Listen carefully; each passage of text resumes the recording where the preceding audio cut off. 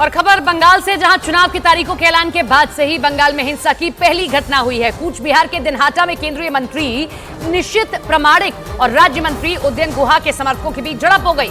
इस हिंसा में एक पुलिस अधिकारी के सिर में चोट भी लगी है। खबरों के मुताबिक उदयन गुहा के जन्मदिन का कार्यक्रम चल रहा था कि तभी वहां से निशित प्रमाणिक का कारवां गुजर रहा था और इस दौरान दोनों के समर्थक आपस में भिड़ गए। झड़प के बाद इलाके में तनाव है। पश्चिम बंगाल के राज्यपाल डॉक्टर सीवी आनंद बोस ने डीजीपी से घटना की रिपोर्ट मांगी है।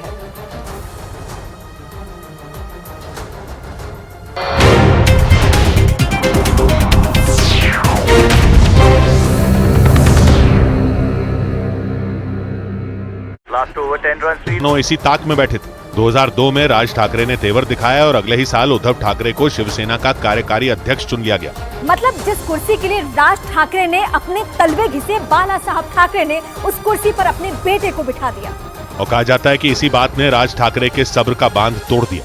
वक्त गुजरता गया और ठाकरे परिवार की खटपट बढ़ती ही चली गई।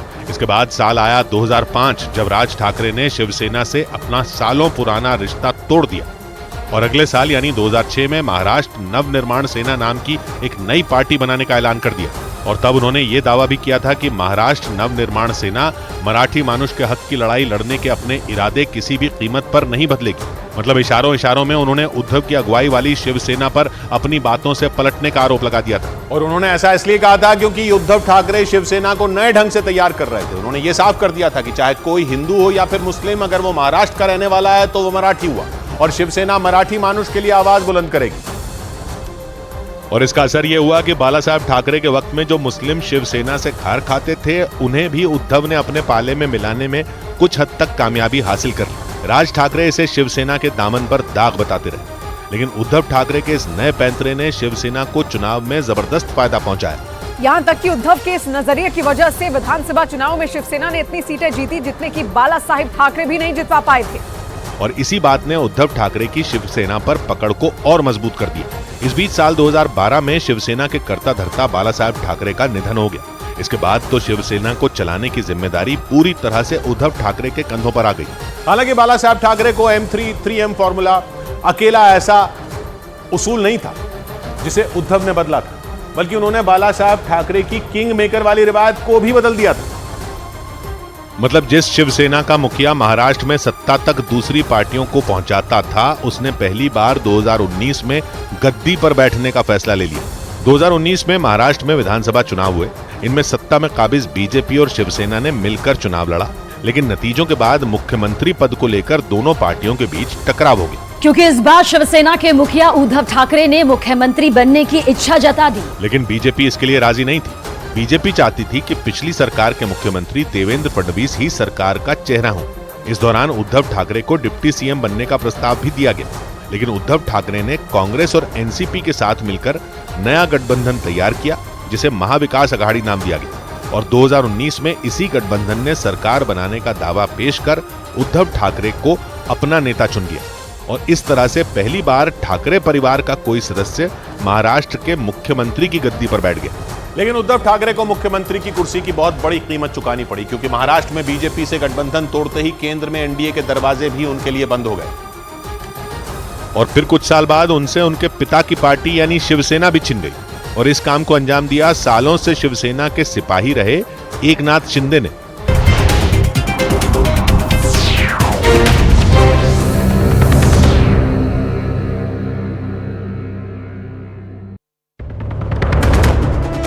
बदायूं में 2 नाबालिग भाइयों की बेरहमी से हत्या के बाद बवाल। हत्या के आरोपी साजिद का पुलिस ने किया एनकाउंटर। पूरे इलाके में भारी तनाव।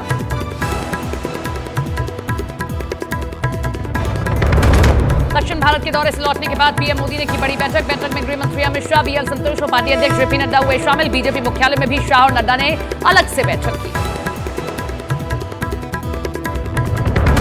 चुनावी तारीखों के ऐलान के बाद बंगाल में हिंसा की पहली घटना कूच बिहार के दिनहाटा में केंद्रीय मंत्री निशित प्रमाणिक और राज्य मंत्री उदयन गुहा के समर्थकों के बीच हुई हाथापाई। राज्यपाल ने डीजीपी से घटना की रिपोर्ट मांगी। आरएलजेपी के पशुपति पारासाट पटना में पार्टी के नेताओं के साथ करेंगे बैठक। अकेले चुनाव लड़ने या महागठबंधन के साथ जाने पर ले सकते हैं फैसला। एनडीए में सीट फाइनल होने के बाद चिराग पासवान ने भी बुलाई बैठक।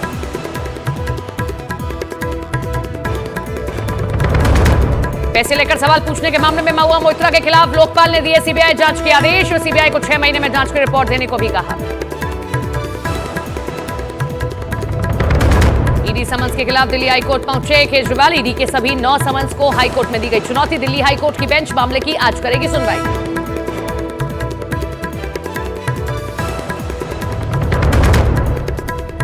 लोकसभा चुनाव के पहले चरण की अधिसूचना आज होगी जारी। पहले चरण की 102 सीटों के लिए आज शुरू होगा नामांकन। 7 चरणों में होगा लोकसभा चुनाव।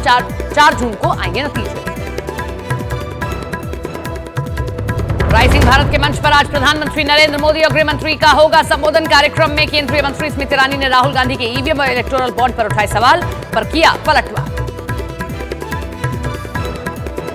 जो मोदी ने कहा है वो पत्थर की लकीर है। एनडीए अब की बार 400 पार।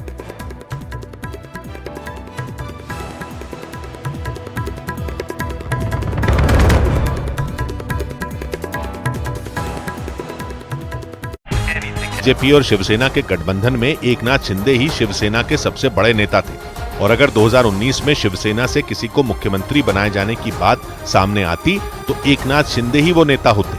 और ऐन वक्त पर उद्धव ठाकरे ने पूरा खेल बदल दिया और खुद ही राज्य के मुख्यमंत्री बन गए। और कहा जाता है कि इस बात ने एकनाथ शिंदे समेत शिवसेना के बड़े धड़े को नाराज कर दिया, जिसका असर यह हुआ कि 2022 आते आते एकनाथ शिंदे कई विधायकों को लेकर बीजेपी की तरफ हो लिए और उद्धव ठाकरे को महाराष्ट्र में बहुमत साबित करने से पहले ही इस्तीफा देना पड़ा। इसके बाद उनसे उनकी पार्टी शिवसेना और तीर कमान का चुनाव चिन्ह भी छिन गया, क्योंकि शिवसेना में पड़ी फूट का मामला कोर्ट तक पहुंच गया।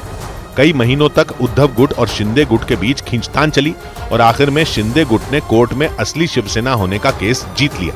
उधर एनडीए में उद्धव ठाकरे की वापसी की गुंजाइश तो पहले से ही ना के बराबर थी। माना जा रहा है कि बीजेपी ने इसी वजह से राज ठाकरे को अपने पाले में लेने का मन बनाया, ताकि लोकसभा चुनाव में उद्धव के जाने से महाराष्ट्र में होने वाले नुकसान की भरपाई हो सके। इस बीच सुप्रीम कोर्ट ने सीएए यानी नागरिकता संशोधन कानून पर रोक लगाने से मना कर दिया। सीएए यानी नागरिकता संशोधन कानून पर सुप्रीम कोर्ट ने फिलहाल रोक लगाने से इनकार कर दिया। सुप्रीम कोर्ट ने केंद्र सरकार को नोटिस जारी कर 8 अप्रैल तक इस पर जवाब भी मांगा। कई मुस्लिम संगठनों ने सीएए को लागू करने के खिलाफ सुप्रीम कोर्ट में याचिका दायर की थी। दिल्ली शराब घोटाला मामले में आरोपी तेलंगाना के पूर्व मुख्यमंत्री के चंद्रशेखर राव की बेटी के कविता ने सुप्रीम कोर्ट में दायर अपनी पुरानी याचिका वापस ले ली। उन्होंने ईडी के समन्स को कोर्ट में चुनौती दी थी। हालांकि ईडी की गिरफ्तारी को चुनौती देने वाली याचिका पर सुनवाई होनी बाकी है। ठगी के आरोप में तिहाड़ जेल में बंद सुकेश चंद्रशेखर ने दिल्ली शराब घोटाला मामले में गिरफ्तार के कविता पर चिट्ठी के जरिए तंज कसा। उन्होंने अपने चिट्ठी में के कविता के लिए लिखा कि तिहाड़ क्लब में उनका स्वागत है। इसके साथ ही सुकेश चंद्रशेखर ने दावा किया कि उनके पास इस मामले में अरविंद केजरीवाल के बारे में बताने के लिए और भी जानकारी है। उधर मध्य प्रदेश के श्योपुर में बीजेपी की चुनावी सभा में पार्टी के विधायक रह चुके सीताराम आदिवासी भड़क गए। वो इसलिए नाराज हुए क्योंकि मंच से उनका नाम नहीं लिया गया और इसी वजह से वो श्योपुर के बीजेपी अध्यक्ष से नाराज हो गए। ये सारा हंगामा मुरैना श्योपुर लोकसभा सीट से बीजेपी के प्रत्याशी बनाए गए शिव मंगल सिंह तोमर के सामने हुआ। और जैसे ही शिव मंगल सिंह तोमर ने भाषण देना शुरू किया, मंच पर मौजूद सीताराम आदिवासी का पारा चढ़ गया। बताया गया कि शिव मंगल सिंह तोमर ने जो भाषण पढ़ा उसमें पार्टी के विधायक रह चुके सीताराम आदिवासी का नाम ही नहीं था और इसी बात पर वो भड़क गए और गाली गलौज शुरू कर दी।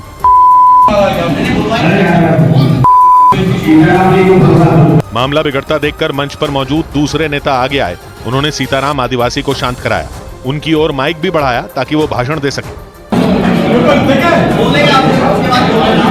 बीजेपी ने शिव मंगल सिंह तोमर को श्योपुर मुरैना लोकसभा सीट पर अपना उम्मीदवार बनाया है और वो चुनाव प्रचार के लिए श्योपुर के कराहल पहुंचे, लेकिन वहां उनके स्वागत के लिए